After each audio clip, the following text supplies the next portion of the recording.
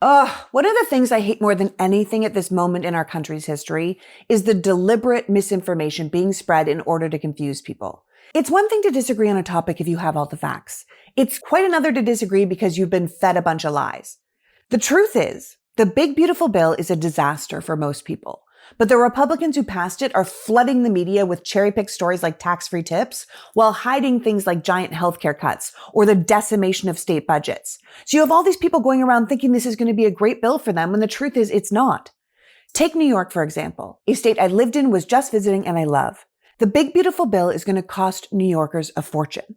So if you're in New York right now, let me talk directly to you. And if you're not in New York, then send this to someone who is. The Republicans are telling you that the big beautiful bill is a win for low and middle income working class American families when the reality is the exact opposite. If you're a working family in New York, you know the bills are already out of control. But if you're on Medicaid, you're suddenly going to have new fees to see a doctor, more paperwork to stay covered, less help if you're on food assistance, and you could lose your insurance or your hospital completely. The Republicans keep saying this bill is going to help rural hospitals, and they point to a part of the bill that includes something called the Rural Health Fund, which sounds great, right? No, it's not, because that fund only makes up for 1/3 of the cuts they're making. So if you're in a rural hospital, it is possible you're going to lose millions and millions of dollars. And it doesn't sound so great when you put it like that. And what happens when rural hospital budgets are cut? They close. Ultimately, they close. And then what happens? Well, a lot of people lose their jobs. New York State is looking at losing 63,000 workers, half of them from healthcare.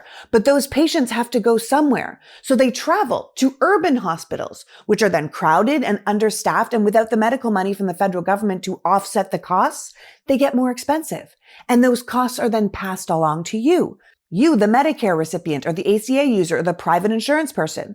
So while an estimated 300,000 people in New York are about to lose their SNAP benefits and not have enough food to eat, which leads to sickness and poor health, New York hospitals are about to be ravaged. You can't take $900 billion out of a budget, which is what the Republicans are taking out of the Medicaid budget, and not see negative results.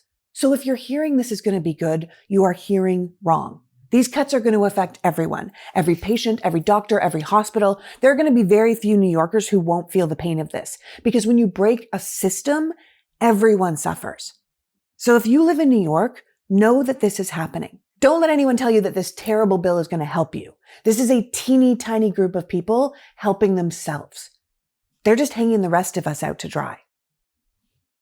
It's just something I thought you should know.